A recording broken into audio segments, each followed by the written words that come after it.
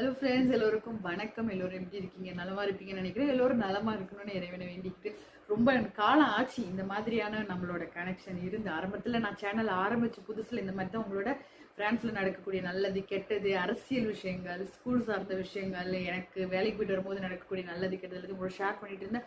நிறைய கமெண்ட்ஸ் வரும், bad comments நிறைய வரும், நல்ல கமெண்ட்ஸ் நிறைய வந்திருக்கு, நிறைய கனெக்ஷன்ல இருந்தேன். பட் ஆனால் கொஞ்ச நாளாக நான் நிறுத்திட்டேன். அதுக்கப்புறம் சமையல் வீடியோஸ் நான் இப்பவும் பண்ணிட்டு தான் இருக்கேன். பட் ஆனால் இந்த மாதிரி கனெக்ட் பண்ணி பேசுகிற விஷயங்களை நான் விட்டுட்டேன். ஏன்னா ஃபிசிக்கலாக சில நிறைய பிரச்சனைகள் இருக்குது எனக்கு. ஸோ அதனால சுவர் இருந்தால் தான் சித்திரும் அப்படிங்கிற மாதிரி. ஸோ முதல்ல நம்மளை பார்ப்போம், அதுக்கப்புறம் அடுத்தது பண்ணலான்னு சொல்லிட்டு இட்ஸ் ஓகே. இப்போ பரவாயில்ல, கூடிய சீக்கிரம் நிறைய வீடியோஸ் பண்ணணும் ஆசை எனக்கு. கடவுள் தான். அதுக்கப்புறம் என்ன, நான் அந்த மாதிரி ஒரு விஷயங்கள் தான் இன்னைக்கு உங்க கூட நான் ஷேர் பண்ணிக்கணும் அப்படின்னு நினைக்கிறேன்.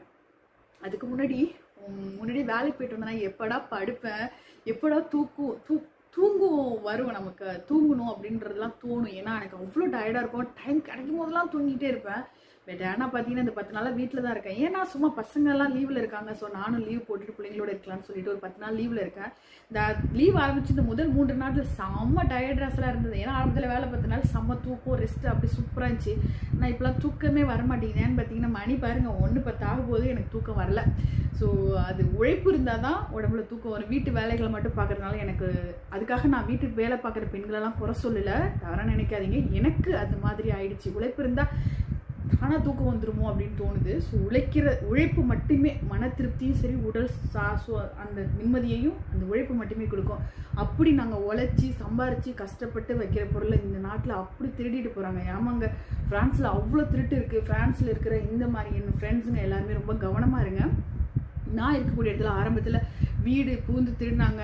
அதுக்கப்புறம் ரோட்டில் போகும்போது தாலியிலேருந்து எல்லாத்தையும் பிடிக்கிட்டு போனாங்க. பிள்ளைங்க முதல்ல பத்திரம், அந்த மாதிரி கவனமாக பார்த்துங்க. பெண் பிள்ளை ஆண் பிள்ளை எதாக இருந்தாலும். இப்போ அதிகப்படியாக போய் ரோட்டில் நிற்கிற காரை தூக்கிட்டு போயிட்டாங்க. போன வாரம் என் ஃப்ரெண்டு வீட்டு காரை தூக்கிட்டு போயிட்டாங்க. அவங்க எனக்கு ஃபோன் பண்ணி, நீ இப்போ தான் கார் வாங்கியிருக்க, ரொம்ப கவனமாக வச்சுக்கோ அப்படின்னு சொன்னாங்க. கார் வீடு சீக்கிரமே அப்லோட் பண்ணுறேன், வாங்குறேன்னு சொல்லியிருந்தேன், வாங்கிட்டேன். அப்போ நான் ரொம்ப கவலையாக இருந்தேன். என்னடா அது இப்படி எவ்வளோ கஷ்டப்பட்டு சம்பாதிக்கிறோம். வெளியில் இருக்கவங்களுக்கு தான் அந்த மாதிரி மோகம். ஃப்ரான்ஸில், லண்டன், அமெரிக்கான்னு இருக்கிறாங்க, அவங்களுக்குலாம் என்ன அப்படின்ட்டு இவ்வளோ கஷ்டப்பட்டு சம்பாதிக்கிற ஈஸியாக அடிச்சுட்டு போகிறாங்களேன்னு சொல்லிட்டு ரொம்ப கவலையாக யோசனை பண்ணிக்கிட்டு ஃபோனை பார்த்துக்கிட்டு இருந்தேன். ஃபோன் சொல்லுதுங்க, நீ இப்படிலாம் யோசிக்காத, நீ பாசிட்டிவாக யோசி, இந்த மாதிரி நெகட்டிவாக யோசிக்காதுன்னு. சரி, ஏதோ ஒரு வீடியோ அடுத்த வீடியோலாம் அடுத்ததும் நான் என்ன மனசில் நினைக்கிறேனோ அதை ஃபோன் சொல்லுதுங்க. இந்த மாதிரியான விஷயங்கள்லாம் எப்போ வந்ததுன்னு எனக்கே சரியாக தெரியல. ஸோ ஃபோன்லேயும் நம்ம மனசுக்குள்ளேயும் எதுவும் நல்லது கெட்டது, அது ரொம்ப கவனமாக இருக்கணும். உள்ள நினைக்கிறதெல்லாம் வெளியில் தெரிஞ்சிடும். ஸோ எது எப்படியோ நம்ம ரொம்ப கவனமாக இக்காலகட்டத்தில் இருக்கணும்.